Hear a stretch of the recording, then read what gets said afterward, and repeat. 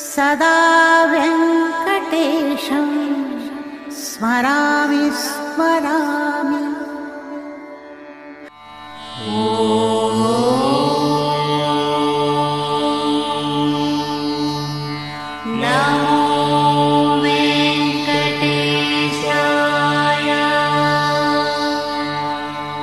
అలిపిరి అనేది తిరుపతిలో ఒక ప్రసిద్ధమైన ప్రదేశం.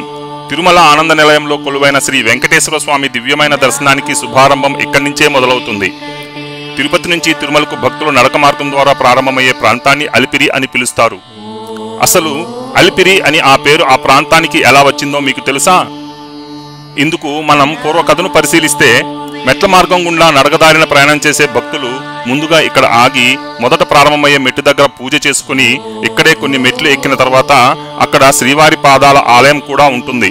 భక్తులు శ్రీవారి పాదాలను శిరస్సున ధరించి ఆలయం చుట్టూ ప్రదక్షిణ చేసి శ్రీవారిని దర్శించుకుని కర్పూరం వెలిగించి కొబ్బరికాయ కొట్టి నమస్కారం చేసుకుని తమ నడకదారి ప్రయాణమును అక్కడి నుంచి ప్రారంభిస్తారు.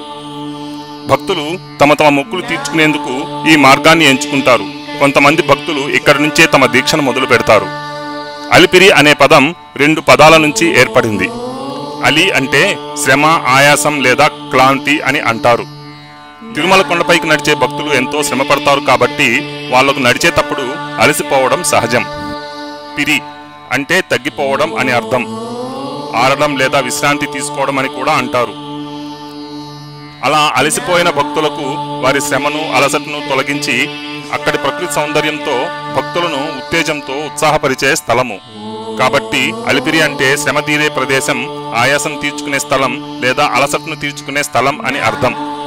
అలిపిరిలో భక్తులు కొండ ఎక్కే ముందు విశ్రాంతి తీసుకుని తమ ప్రయాణాన్ని ఆరంభిస్తారు. అందుకే ఈ ప్రదేశానికి అలిపిరి అనే పేరు స్థిరపడింది.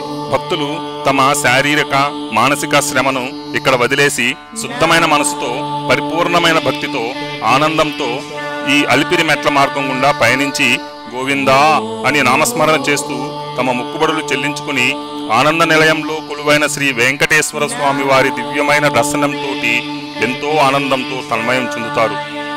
అందువల్ల ఈ ప్రదేశం పేరు అలిపిరి అయ్యిందని పురాణాలు చెబుతున్నాయి.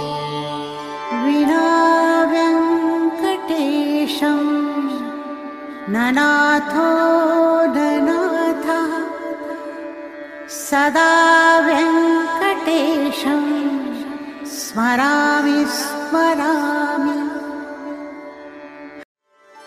వినా వెంకటేశం ననాథో ననాథః సదా వెంకటేశం స్మరామి.